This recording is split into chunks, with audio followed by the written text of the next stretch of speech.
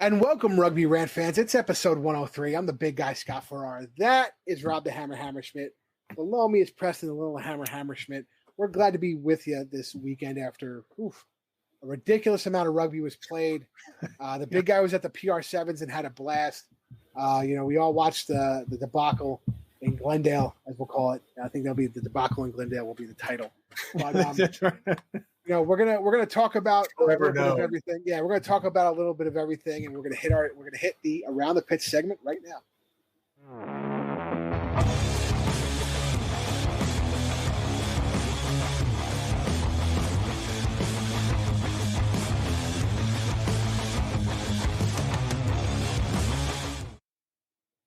All right, so I'm gonna go first. I'm talking about my trip to DC. So I was down in DC at Audi Field last Saturday to watch the PR7s. Your women's championship were the headliners.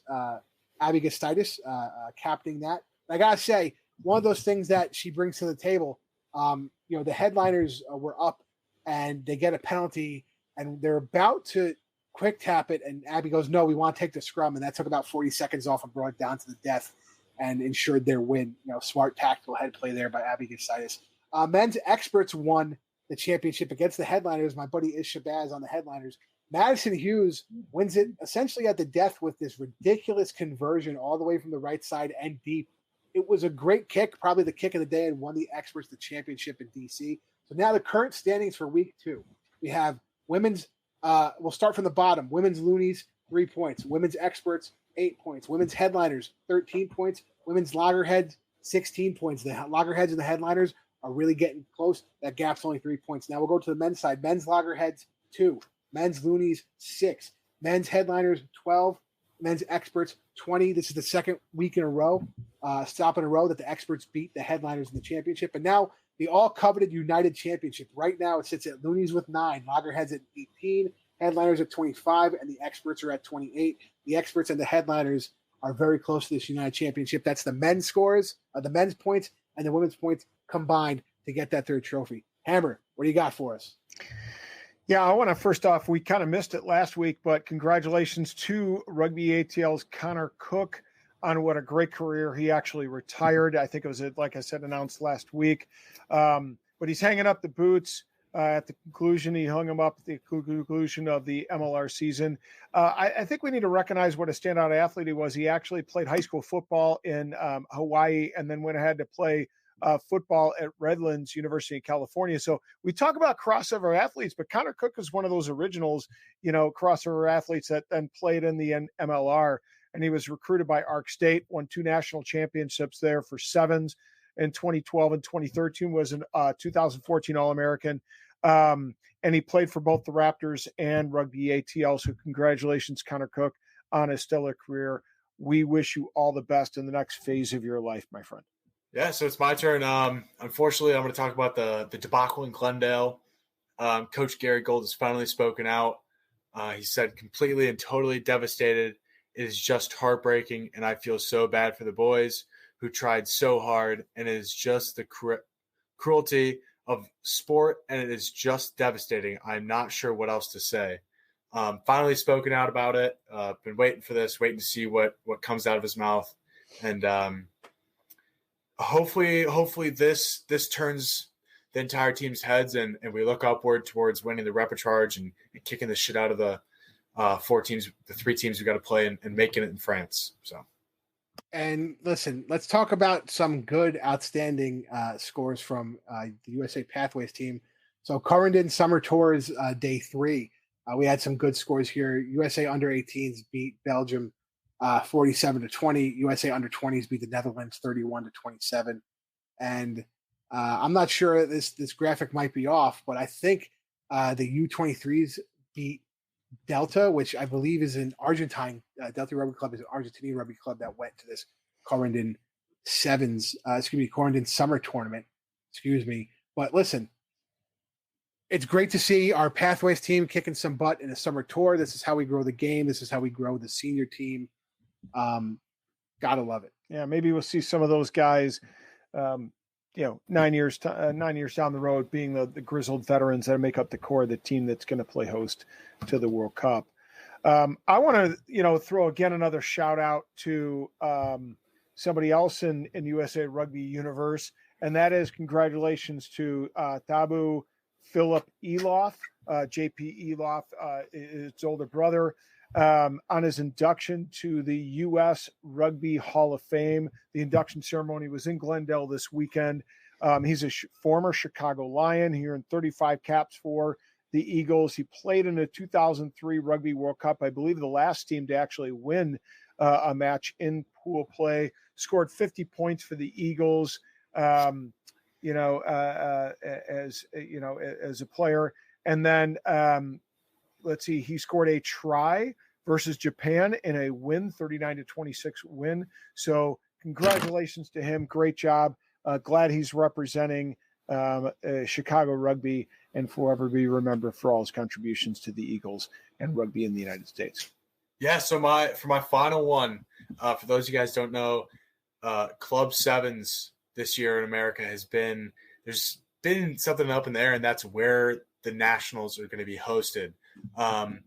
Finally, through a bit of a grapevine / rumor mill, I have heard St. Louis has won the bid. I'm a Lindenwood boy, so that's super exciting for me because I get to basically stay somewhere for free and go see everybody play some good footy, cheer on the Chicago Lions because I know they'll be there. So I'm super excited. Hopefully that's true. Just means I don't have to travel and I have a free place to stay. So I'm super excited and can't wait to see everybody out there. Do I have a free place to stay? Only because you're paying my. Hey, what about grandma's? You can stay with your mom. She'd love to have you. Not necessarily Preston or the little Hammer, but she'd love to have the Hammer. Gotcha. But real quick correction: Delta is actually the Netherlands A team. I found out recently. Yeah. So that's the correction. Delta is the Netherlands A team, and hopefully we're going to have Connor Cook on for an RPK soon. We'd love to have him. I think right, mm-hmm. August 1st. So maybe we'll have a little bit of a look back on his great career before hanging him up. Salute to him and his service for everything he's done for American rugby. And real quick, before we get to the Rugby Rant part of the episode you guys really want to see this week, trust me, we're going to hear a word from our sponsors. This ball represents the game we love. A game fueled by passion. But there are those who wear no number, nor are they in the locker room or the field of play. But they are there for every high and every low.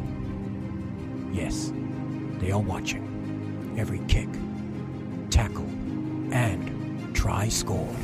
Yes, they are there for when you need them most, because they are the Major League Rugby fans. And the time has come for you to stand with your team. Join us at shopmlr.com today.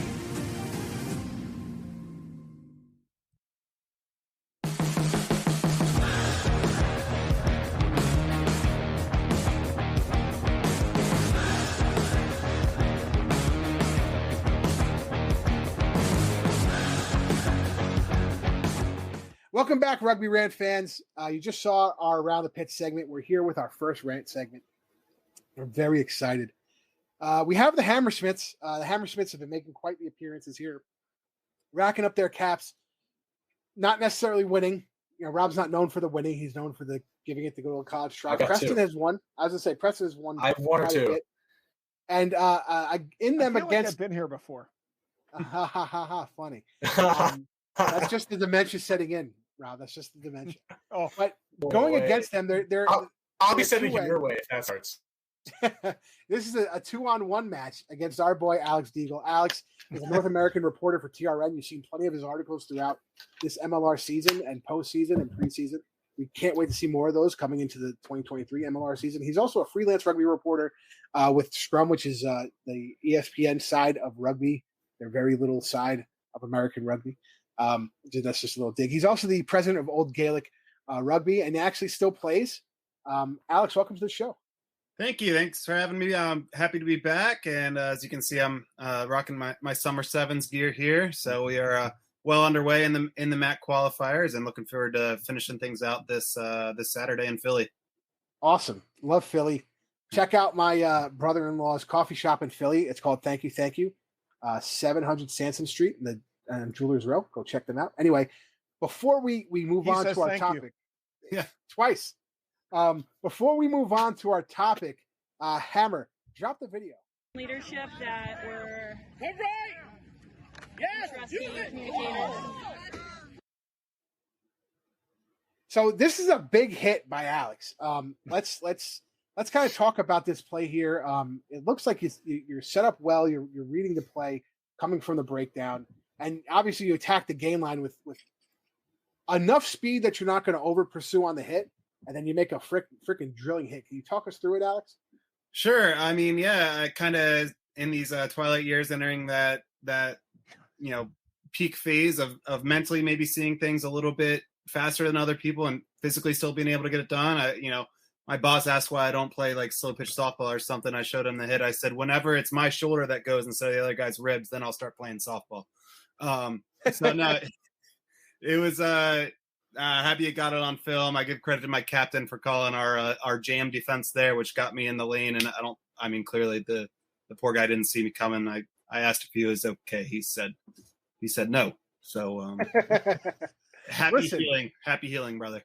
You asked, and I got to be honest, watching the video, whoever was throwing that ball for the breakdown, that's a big time hospital pass. He had to really look it in, and you were coming in strong. So honestly, I wouldn't blame him on the hit as much as I would blame the guy passing. So let's talk about. It was a slow pass coming out that made me look fast. Listen, as long as you looked fast, what's the difference? Come on. Right. In your twilight, take any benefits you can get.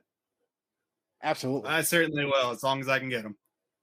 So, but no, you look good out there. That was a great hit. Loved it. So we're going to go into our first topic here.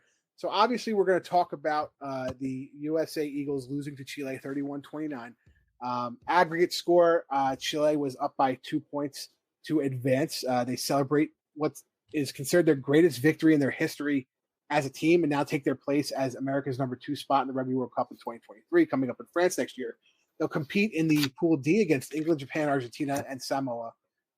USA has one more chance to qualify in the repechage tournament in November. It was a tough match. It was a disappointing match. And, we're here kind of to break it down and we want to hear what everybody has to say. So I'm going to start off with the little hammer. Preston, let's hear it.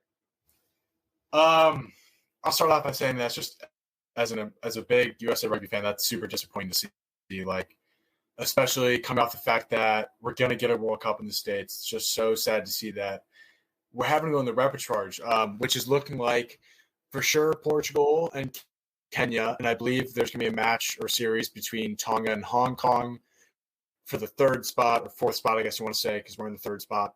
So looking like should be Hong Kong, I believe, that will join us in November. But I mean, it's super disappointing to see. Like back in 2019, I believe the score of the Chile game was 71 to like someone said 8, I believe it was, and to come to 2022 and we're losing an aggregate score by 2 with a COVID year and where a lot of rugby teams are actually taking most of the year off, if not a second year. That's 2 years out of that gap gone, that no one was really playing rugby, and we're losing to Chile like that for a World Cup. And it's just so sad to see that.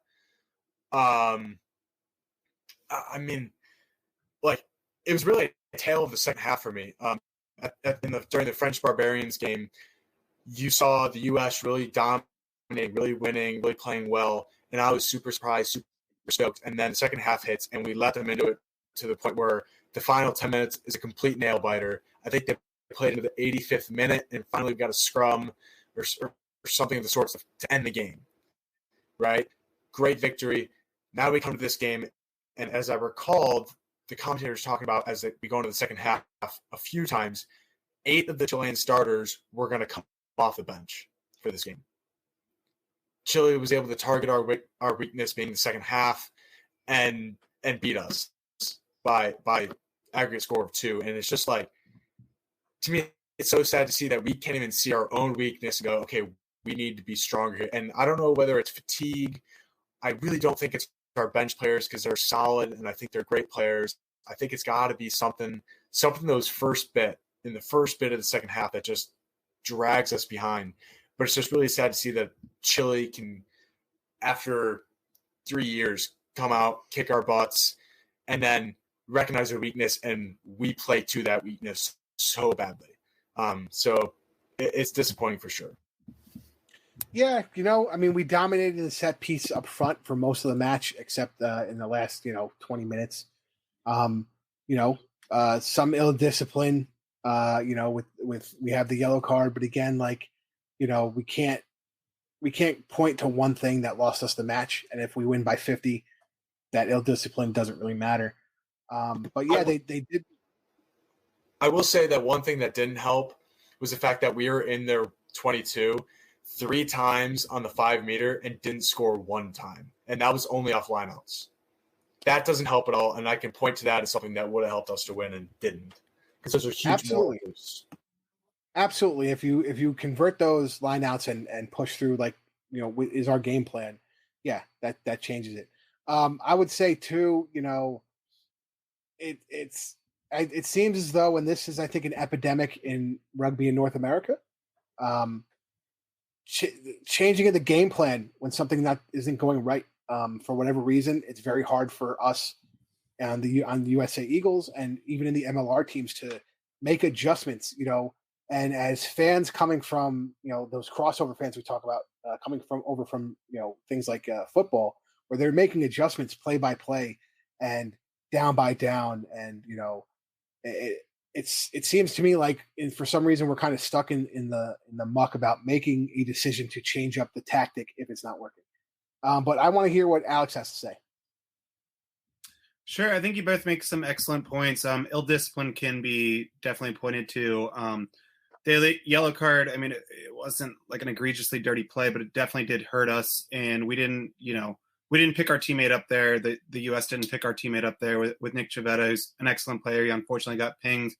But we see plenty of times teams weather the storm and give up 0 or maybe 1 try. Like 1 try you can almost say is like a draw with a man down. To give up 2 going into halftime is just, I mean, that's when the momentum was seized, in my opinion, by Chile. And I think also to your point, Scott, of not adjusting, the Americans saw they were exposed a little bit in kick defense by that the Chilean fly half. I'm not extremely well versed on all of their players, but he was a standout Rodrigo player. Fernandez. Yes, standout player at number 10, and he hurt the team again in some counters and set up a big try. But outside of the yellow card, obviously the game ended with Chance Wengluski trying to clear a player out and going around the neck, but which also going to be excused. But things like throwing a shoe, shout out one of my childhood favorites, Austin Powers, who throws a shoe, got the chest hair out in support. But, stuff like that, you could kind of feel, and maybe I felt like this as a supporter of USA Rugby, like the first match, okay, it was an away match. It was a deluge. All right, maybe those are the factors that made it closer than, as we pointed out, the 71-8, the 137 points combined in the 3 matches before this series. Maybe the players felt like they were going to kind of sleepwalk through a win to get to the World Cup at home in better conditions. And then when that scoreline started getting tighter, the players got tighter, is how it felt. Obviously none of us were there, but that's what it looked like. It just got tight with, the moment was there and execution was not. Hey, that's the sport. I don't think I would disagree. I would kind of disagree with maybe their mentality. I think every guy's going in there going, this is my time to get a cap for an Eagle, and I'm going to put the best foot forward. And that doesn't mean that you execute the best foot forward, because you could just not have the best day on the pitch. Sure, it happens. We understand that, but I think you're right as far as the ill discipline, maybe of those plays that I'm sure Rob's going to talk about this, because Rob's a big proponent of he can forgive somebody for making a play into contact that, maybe it's high because you slid up or, something changed mid hit, but, things like throwing the shoe, and I forgot. I'm sure Rob will talk about. I think it was Hanko, back chatting, things like that. It's hard to forgive those as a fan because it does make a difference, and it didn't need to happen. But yeah, I think those are good points, and again, Chile just played out of their minds. Rodrigo Fernandez again, just kind of picking the ball up and cutting through those gaps, and I think he broke like 3 or 4 tackles on his way to their first or second try. I can't remember which one it was. But yeah, he played out of his mind. Rob, what do you have to say? Yeah, so I don't know the fans. I'm going to have to apologize. You might not hear anything new out of me. I'm going to echo a lot of the sentiments of my colleagues here with few additions. One of my biggest concerns, and I think this is at any level of sport, but particularly at the top levels, some of the minutest of differences can come down to mental skills and mental acuity. And the All Blacks talk about this, or it's been talked about in connection with the All Blacks, keeping a blue head. And it's the idea that even under the most immense pressure, finding your center, staying focused, staying in the moment, not, thinking about the greater context of a match, can sometimes keep your head in the game and prevent you from making those egregious mistakes that let the game get out of control. And that speaks to the discipline, like Scott was mentioning. I can understand, Chavetta and Wangluski making rugby, penalties. That happens. I don't think there was anything, that's part of the game. You're going to make penalties if you try to, if you put enough effort into the game and you try to, turn the tide for your team. And quite frankly, Wangluski, his penalty, they probably would have poached the ball at that point and killed the match for us.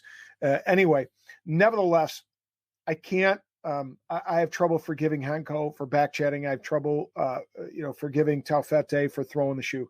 Those things are preventable. Those things are just about keeping that blue head, staying in the moment, staying focused, not letting the game get bigger than what it needs to be. Missed kicks. AJ missed a penalty early that was, to the right of the sticks. Normally he's spot on. You can forgive, some of those tough kicks, in a deluge like they had, 2 weeks ago. But, that kick could have made the difference. And he caught a couple later on, so he redeemed himself. But boy, you wish you had those points when they were there easy and on offer. And he and Brocky missed a couple key kicks in the run of play that went into touch and gave a scrum center, with a great attacking option for Chile. So those things kind of make it tough. But I think, it also comes down to the fact that they lost their way and their game plan in the second half. The first half, quick attacking style, clinical possession. If the other team doesn't have the ball, guess what? They can't score, right? And yet we kicked the ball away. I think we, gave up possession a little too frequently, and we let them get back into the game. It's almost as if we were playing not to lose. Go back to the Canada game. While I don't think that, these guys didn't give 110%, because I think they did, but I think it was a little different mentality. When they lost to Canada and St. John, they came back to Glendale and they go, oh shit, we have a job to do. We better make it count. Little different, mentality than when, you've got, a point in hand, and perhaps, again, not staying in the moment, just focusing on winning the game rather than thinking about the greater context of the game, might have helped in this case. So, mental skills, man, it's what top level rugby, little differences. I hear you. When you talk about some of those kicks and maybe kicking away possession, I feel like this is something I notice, and maybe it's just because I like seeing props run the ball, which is something you guys know I love to watch. Who doesn't, really? I mean, Nick Mayhew's try in the championship, I feel will go down the history of the MLR. It was great. But anyway, should we go back to Lerome White's two breakaways? Well, it was Lerome White, and then I believe James Rochford or Patty Ryan had one the week after. It was like back to back. It was Lerome twice, and then another person was back to back to back. That was 2021. But anyway, I think we need to start realizing that if it's not working outside, or if we're not counterattacking on the kicks and getting the possession we want out of the kicks, to just start doing some pick and goes to kind of reset, calm it down. You see it done in basketball, right? There's all these frantic plays, and then the team brings the ball out, from being scored upon. They bring it around half court, cross that half court line, then all of a sudden that point guard sells it down, right? Takes a couple beats, now run the play, see if it's open. Play's not open, run it again, see if it opens again. But he's taking those beats. I think we need to do that on the rugby pitch. I think we need to say, hey, let's slow it down. Let's run these balls to the A gaps. Maybe that'll slide the defense in. And this way, when we go to kick, now we have numerical advantage, or we can kick the ball to a position that's more advantageous to us to get to and climb that ladder to get it. But I think we're not doing that, and we're just going straight to whatever that tactic is we're trying to win. And like you said, there were some missed kicks. There were some missed kicks straight into touch. I think it was McGinty and Osberger back-to-back, unfortunately, in quick succession. But, listen, every kick's not going to be the best kick you ever had, and every so often you're going to shank a ball, and you have two guys who are decent off the foot, and that's why they're there. So, again, you can't point to any one thing. So, I want to throw a question out to you guys, and I'm just interested generally in at the scrum half position, and don't get me wrong, fans, don't make mistake. Ruben de Haas is an excellent player. We've seen him make so many. He had a great play where he tapped it back for the score to, was that Yosefo. Yosefo. I mean, that was just a heads up play. I mean, how many guys can actually do that? So it was great. But it was great. But is he the right scrum half for the USA in this particular game? I just don't know, because I mean he's he usually plays with the Saracens where it's at box kick and fight for possession and put the other pin the other team in. But are we looking for a more lightning quick strike, follow up in the run of play type of guy who can run off his shoulder like a Baska? I'm just interested in hearing what my colleagues have to say here. Well, let's run it back. So let's go to Alex and then Preston, then me, and we'll talk about it. Sure. I mean, I know in talking to Coach Gary Gold and Dallin Stanford, I did a segment a couple years ago now that they've been really identifying Ruben de Haas as the future of that position. But to your point of maybe some other candidates that could push the pace a little bit more, play a little bit different, and also in de Haas's to the point that you made of playing a different style with the Cheetahs, maybe that hurts of not training together as much. So another point that Gary Gold has made, kind of lamented lack of training time together. I know part of that's due to COVID, but also just, maybe different leagues, different setups. At any rate, to answer your question directly, yeah, I mean, Michael Baska is a great candidate there. Maybe Augsburger needs to go back, or could be considered to go back in the starting 9 jersey. We saw, that try that, one of the few bright moments the U.S. had against New Zealand back in the fall was him pushing the pace and then being an athlete, being a sevens player out there in space, making the New Zealand fullback look silly as he cut him up and went and scored. Mm-hmm. And then, another name that I like I've seen him pushing the pace in MLR is Ryan Reese. But yeah, I mean, Baska, maybe a little bit of a switch with Augsburger, certainly I don't think could hurt our chances. Preston. Yeah, I'd run it back to the All Blacks game, and I can say for certain that Baska was playing 9 in that game, and I can't remember if it was a try or it was a big run by Cruzade, but it was all set up by Baska. He passed it off, and then he was right back in support. I can't specifically remember it all, but I can remember that Baska was there. He was the playmaker, and then grabbed it back, and then on the inside, and then passed it back to the outside. I just don't see why you start a guy or have him off the bench in the All Blacks test, plays like he did, and then you don't have him in either of these 2 matches or the French Barbarians match. He's not in any of the 3. And he's playing for a French team. I'm not even going to try to pronounce it, in a D2 French team. Like, how can you go be sent there playing overseas and not come over to the U.S. and at least get a sniff at another cap? And I thought he played magnificently, and I would actually say that Ruben is definitely the starting 9. If you look at the U.S. strategy this year, which seems to be kick tactically, kick in the air, force them to try and catch it, and then make a mistake as you try to play, or the other team tries to play. Ruben de Haas plays so well that made 1 or 2 kicking mistakes. I think that's super. That's prone to happening, especially at altitude in Glendale, in my opinion. But I think it's really got to be Ruben at the starting 9. love Augsburger, so it's got to be him or Basket. And I'm really surprised that Basket didn't get a sniff at one of the test matches. But I do think Rubin can push the pace. I think, unfortunately, this game wasn't built for it, or the strategy we were going with wasn't made for it. And that team, I believe, is Rouen Normandy, and I believe Samuchin was also on that team with Basket this year. I think it depends on what you're. I think it depends on what you're trying to do. If you want to run that, kick the ball, try and gain possession, then Ruben De Haas is your 9, and I wouldn't go away from that. He does it very well. I think what needs to happen is maybe the execution or the building of the team around it to do that. I think we have guys right now that aren't climbing the ladder to get that ball as much as we think they are. And the other thing is, on the opposite side is the counterattack from our opposition.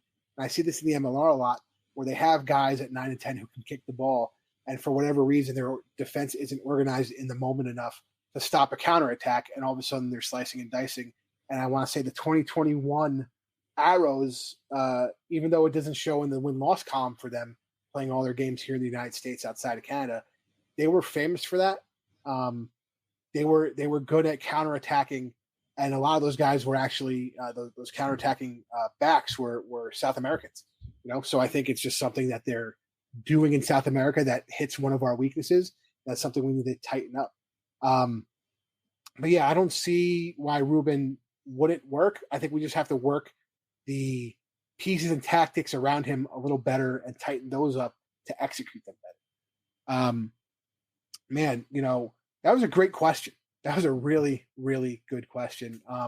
I think the other thing is we're so used to, as Americans, wanting to get the ball out that sometimes we're a little hard on the other tactics. I mean, look at the Saracens and the way, the UK teams were sweeping, right? They were sweeping the Southern Hemisphere teams recently by doing the tactical kicking, winning the set pieces, and grinding it with some hard runs, right?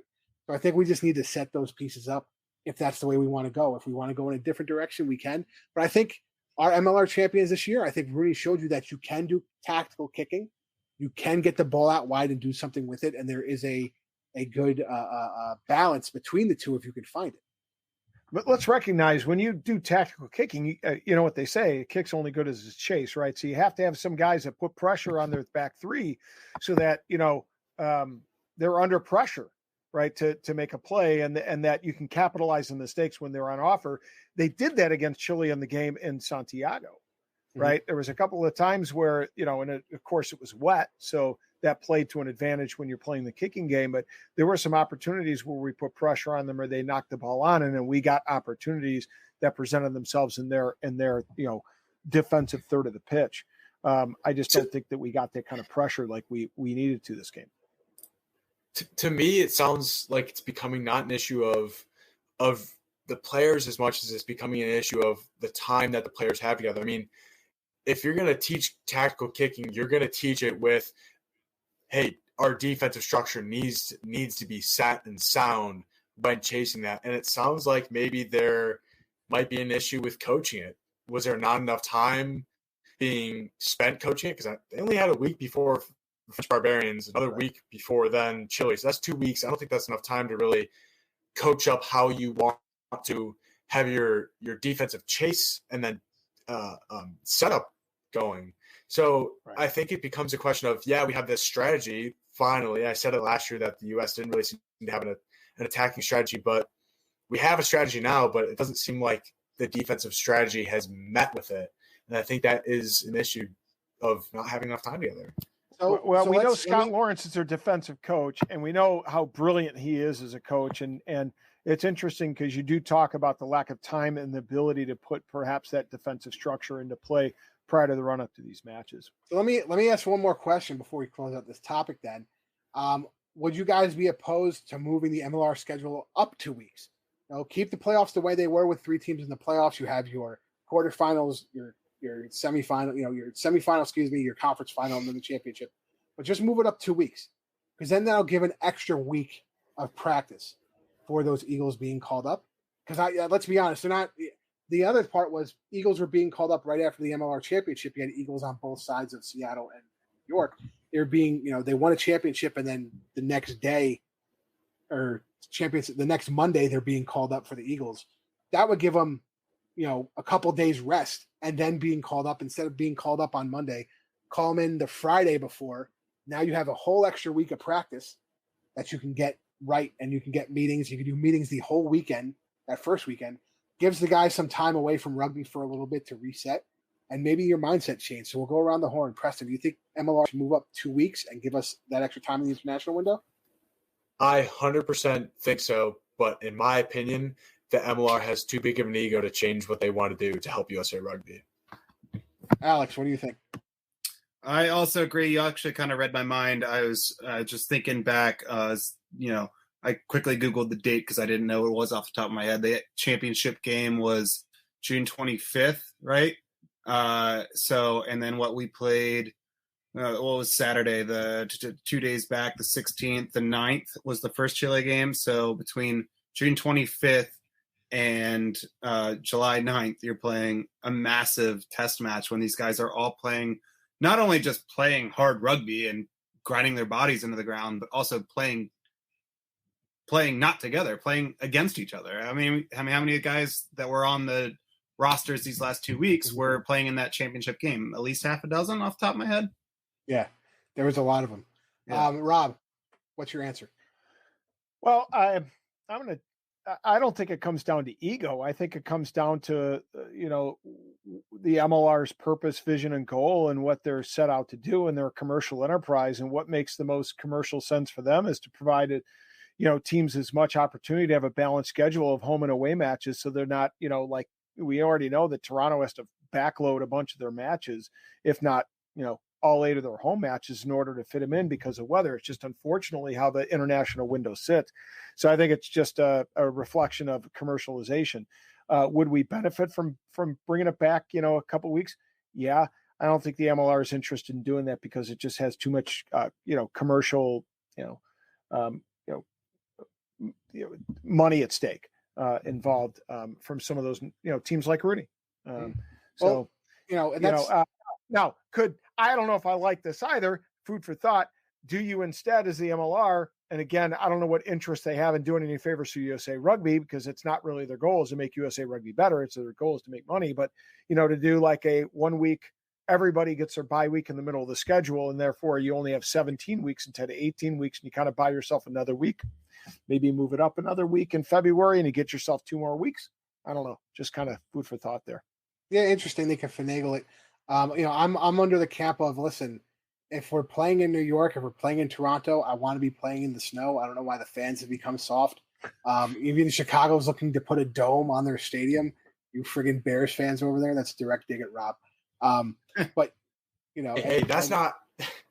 I've heard so much backlash about that. It's not even funny. So don't worry. I know. I was just messing around. But I mean, I think it does. Again, we talk about crossover fans. There's something to be said when you go up to play in Lambeau at the frozen tundra. And I've played in Massachusetts a lot, when I was younger, and playing in New York and going into the wintertime, it's something we just do when it's cold, So I think as fans, we just have to understand that we might be playing home matches a little earlier if we need to change. And I do think, as much as MLR isn't their purpose to, be this support unit for USAR, I think one of the things that they can do to help is maybe change the schedule or finagle the way for the schedule to work a little better to prep the national team. And that's something they can do that isn't going to kill their viability financially or as a money producing entity, as much as saying, okay, we're going to do X, Y, and Z. But these are all great points. This is a really great talk. Again, we have November for repechage. It's going to go the 4-team round robin. It looks like we're going to be playing Kenya, Portugal, and probably Hong Kong. I highly doubt. Who was it? Tonga, right? Tonga. Tonga is going to lose to Hong Kong, but there is a possibility that they do. And listen, Portugal's on the rise, and who knows? Maybe Kenya punches us in the mouth. So we got to be prepared. Just like I'm prepared to take us to this next break, and we're going to hit the next RPK with Dylan the Butcher Fawsitt. Or first, we're going to take a word from our sponsors. Tighthead Brewing Company is not just Chicago's premier location to watch rugby and enjoy quality ales and lagers. It is also a great place to enjoy local acts performing live music every Thursday and Saturday nights. Additionally, their Wednesday night trivia nights are something not to be missed. Tighthead is located in Mundelein, Illinois, and easily accessible for many Chicagoans, as it is just steps away from the metro. Owner Bruce Durr and the Tighthead staff are dedicated to ensure your microbrew experience is as tight as their beers. Bruce's love for rugby extends beyond the origin of his brewery's name. Tighthead is committed to supporting the rugby community. This includes his support for Lake County RFC and our own Rugby Rant podcast show. Tighthead's tap room is like the familiar rugby clubhouse in which friends and teammates can meet, socialize, and enjoy the wide variety of brews on tap. Regardless of whether your palate enjoys a good IPA or a dark barrel-aged brew, Tighthead can deliver. Hey, Chicago, when you want rugby, Tighthead Brewing Company will satisfy your thirst. Tighthead, it's worth more than a try.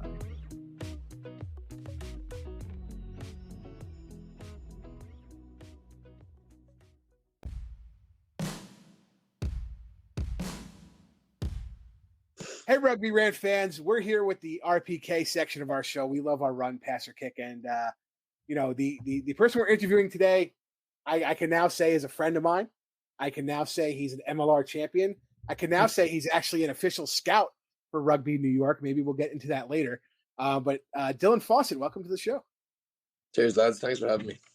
Absolutely. We've been working on this for a while, and I was talking to Rob, and he's every week he's like, "When are we having Butch on? When are we having Butch on?" Listen, calm down. It got to the point where I actually did not believe that Scott actually knew the Butcher. He just claimed to know the Butcher. So, because I got guys like Cam on, and and Osborne, Nate Osborne, and Tim Falcon, and he's coming up. With zilch between you and Brayton. Listen, if Marty Veal ever does an actual interview, that'll be the end of his career. I don't think Marty's ever done an actual interview. So I don't know if we're getting Marty on. But anyway, let's go over Dylan's CV here. So plays rugby for Greystones, Black Rock College, St. Mary's College, Long Island. Attended Life, played at Life. Played for the Ohio Aviators, one of the teams I've actually hated in my pro career. There's only seven, several teams that I like. There's like two teams that I don't like. Anything from Ohio I don't like, unfortunately. That was just 1 year. Dylan was a little out of his mind. That's okay. Old Blue, love my New York guys. He actually started his MLR career on loan to the Glendale Raptors. He was contracted for Rugby New York. Rugby New York did not play in the official season in 2018, so he played his ball in Glendale. Rugby New York, obviously, captain in 2019. The fourth player to reach 50 MLR caps. He recently reached 50 caps with Rooney itself. USA Eagle number 523 with a debut against Chile, 18 caps. Man, like we usually, don't get me wrong. We interview guys and they have a great CV of rugby. Like Dylan's is friggin' long, like it's like long and hard and good teams and man, it's long it's and amazing. Distinguished. Yeah, I've heard that before. Long and distinguished, And then we talk about actually the Eagle number, and we made fun of our buddy Tony Ridnell. I think it was Eagle 168, and Dylan is 523. So think about that, Tony. Again, I just like to hammer Tony with that one. Anyway, before we get to the interview, Rob, tell the fans at home how the RBK works. Thanks. Well, again, Dylan, thank you for joining the show. It's an absolute pleasure to have somebody of your status join the Rugby Rant. So we appreciate it. For those who are uninitiated, never seen a Rugby Rant, and I was just contacted by a new fan. I'll throw a shout out later on in the episode to them. The run, pass, or kick works a little like this. Basically, we're going to throw some questions at Dylan, and we're going to prompt each question with run, pass, or kick. And so just like any good rugby player, Dylan has three options in front of him. He can run with a question, which is to say that he's going to go ahead and answer it, and he'll let us know what he's going to do. Or he's going to go ahead and pass a question, just means he doesn't want to get in trouble with Marty Veal and the boys up there and the Rooney Brass. Or he can always have fun with us and kick a question, which is to say he's going to put us on the back foot, put us on the defensive, make us work from behind our 22, so to speak. And we're going to answer in a way we think that Butch would answer. And he can grade us out, and I'm sure he'll have an opinion because we know that the Butcher is full of those. Nonetheless, he'll grade us out, or he can add a little spice and color and his own flair in his own Irish brogue. So we always appreciate those kind of comments.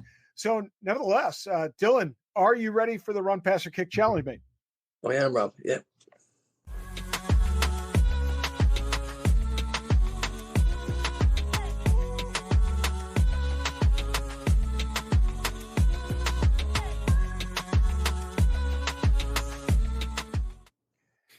All right. So I'm going to fire the first one. And I tell you, this is one I've been wondering for a long time because I haven't had the pleasure, Scott has, of meeting you in person up until now. You are well known for your frequent use of colorful language on the pitch and your frequent use of the F-bomb. So run, pass, or kick, how hard will I have to work when editing this interview? I'll run with that. I mean, I'll fucking run with that. So, yeah, I mean, passionate guy, Rob, colorful language is just part and parcel of it. But I think it's more comes from a place of care rather than, I mean, it's just me. I think we stumped him.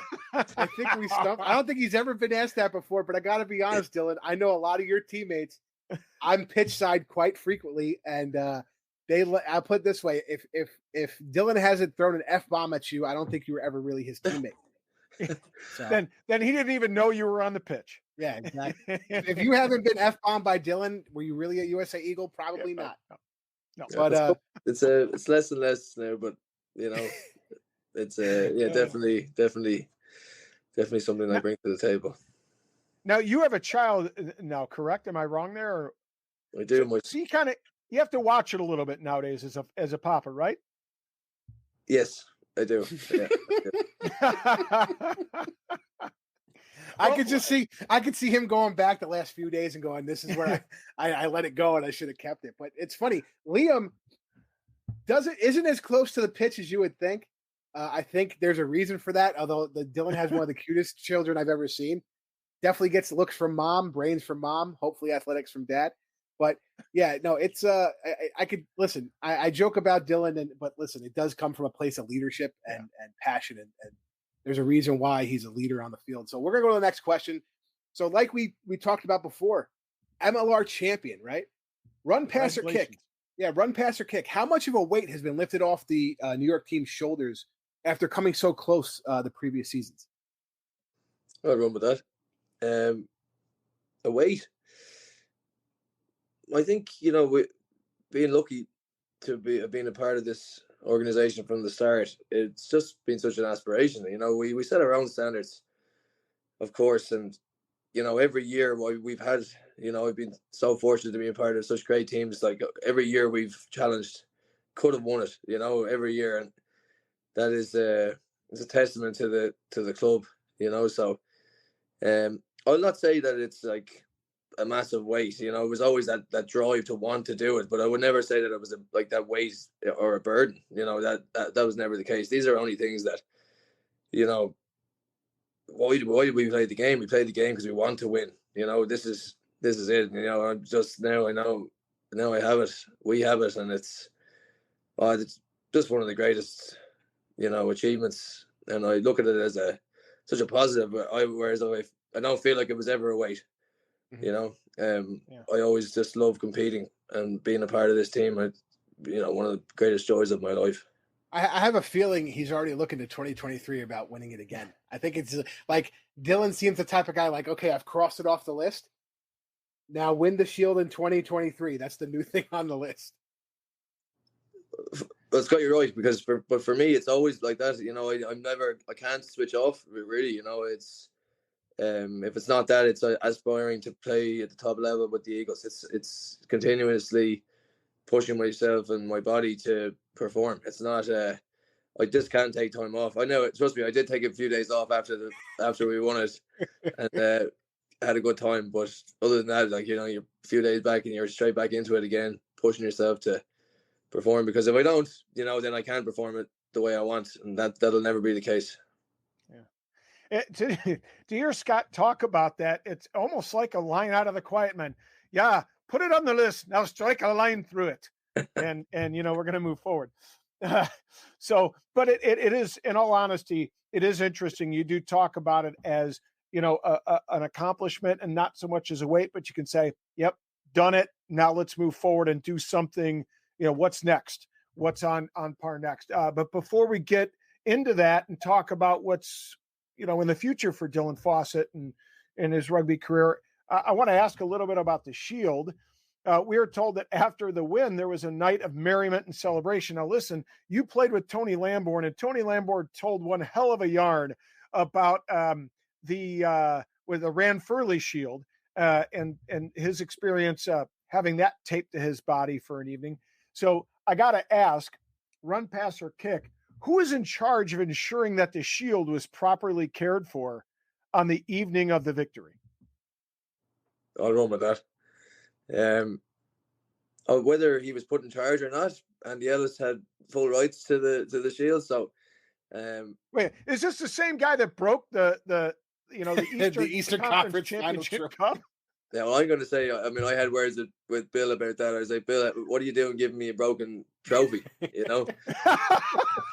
So I was actually only slagging him off about that at the weekend, but no, Andy had it and still has it. Oh no, it's in the facility now. But yeah, I mean, and it even made it to Times Square, and Andy wouldn't pay for his picture with Spider-Man, and then Spider-Man took off with it up some building. So Andy had to grow wings or whatever and try to find Superman or Spider-Man. So yeah, it was that was eventful.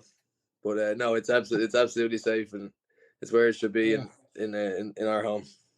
That's awesome. Nice. You know, speaking of Andy, you know, there's great video on New York social Rugby New York social media about the haka and the send off that they gave him. So run, pass, or kick. How much did the boys revel in being able to provide Andy with a proper send off of a championship and that nice haka into retirement? Yeah, I'll run with that. Obviously the club is very predominantly Kiwi now, and to be able to understand the culture a bit more now, and so the great men that it's brought into our team, for the guys to be able to do that, you know, that I think that just it's one of the greatest honors you can give a man in Kiwi culture. So it's for the boys to be able to do that and to show the world how much that we cared about him, you know, and what he's done for this club. You know, you couldn't put it into words. They just had to show it through their feelings and their passion and through all their culture. It's just it was something so surreal and was so special, you know. Yeah, you know, it's interesting. You speak about the boys that are from New Zealand, you know, performing the haka in Andy's honor, and you speak of it as an honor. No doubt it is. I just as an aside for folks watching, there were some people that were bothered by this, that somehow thought that was not right. And I was like, do they get it? Do they understand, you know, how important mana is to the New Zealand culture and how important it is to be able to bestow that on somebody? Clearly they must not be too steeped in rugby to make those kind of comments, because I thought it was an impressive display. I really thought it was a great way to send Andy off. And let's talk about that Kiwi talent in this next question. Obviously, you spoke of it, a strong New Zealand presence in the roster at Rugby New York. This is, you know, often the selling point of bringing in guys like Andy, guys like Wasaki, guys like Nehe. So run, pass, or kick, how likely are we to see players of Andy's caliber and Wasaki's caliber, not Nehe's caliber, stick around and coach in the United States after they hang up their boots?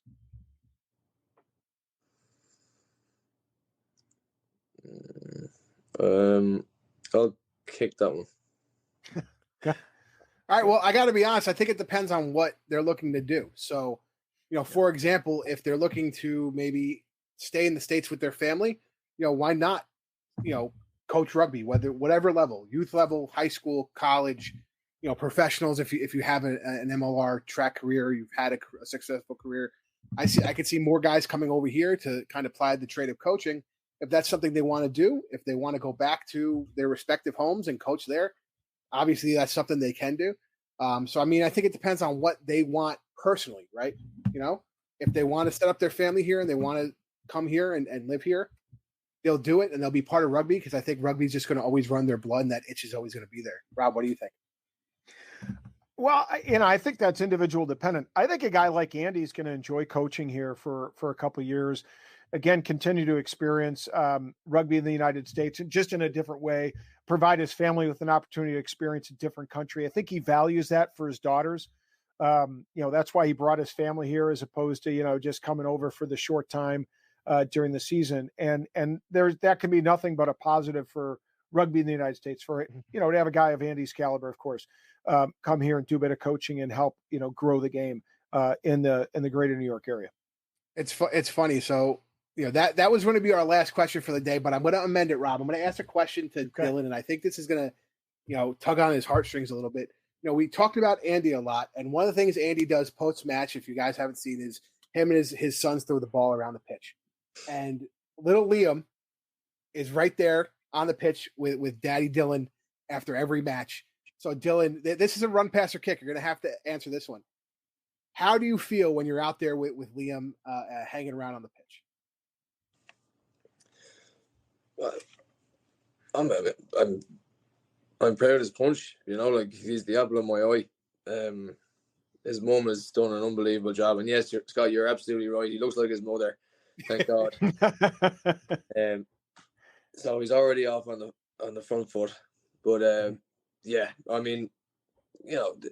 it now becomes what I do now is the legacy I leave behind for him. To inspire him to reach the heights that, hopefully he goes a bit better than his old man, but then even if he doesn't, there'll be something else he'll shine at. That's what it's all about now. I do everything for him and his mother now, and it's I'm to become a father was it's everything I wanted and what we've always wanted. So like you said, you're pulling on the heartstrings there, Scott, but yeah, that young fella's off to a good start, and we just make sure we continue it. So I got to tell you, Dylan, you're 100%, and I hope that you get to experience it myself. I have two boys, both of them are still involved in sports, and of course, one of them plays rugby, and he has a far greater rugby IQ than I could even begin to have as a player myself. And I have nothing but love and enjoyment watching him play more than I ever, the joy I felt for myself playing. It's been fun to watch him grow as a rugby player. So, and he's standing right here watching, so his big head is only getting bigger. Of course, he went to LU, so he's got an axe to grind with Dylan anyway. Oh, God, that's all we ever hear, Dylan. My son plays at Lindenwood. Son plays at Lindenwood. It's a proud father. Great pride and joy, mate. Listen, great pride and joy. Hope you can experience it too. It's funny. That's one of the things when we talk about when we speak with guys who have kids and they talk about their MLR, their respective MLR teams, and they talk about how much it does feel like a family and how much they do things as activities of family. And one of those things I always enjoy is seeing Dylan and Liam on the pitch after home matches at Rooney. And, win, lose, or draw, Liam's there for Pop, and Pop is there for Liam, so it's great to see. But fans, if you want to see more of Dylan, we have some great questions. Rob went all out on these questions. Go to our Patreon, patreon.com/Rugby Rant Pod to see the rest of those answers, to see that quick tap. We have some really good quick taps about some of Dylan's current and former teammates. So we're gonna you guys are getting for $3 a month. You're getting some insight into Dylan's thought on his teammates. They're really good questions. But you get it paid back in this interview alone. Exactly, because they've been talking about you, Butch. But fans, thank you so much. This is episode 103, done and dusted. I'm the big guy, Scott Ferrara. That's Rob the Hammerschmidt. On behalf of Dylan Fawsitt and our buddy Ty Braga, who couldn't be here tonight, we'll see you at the next one.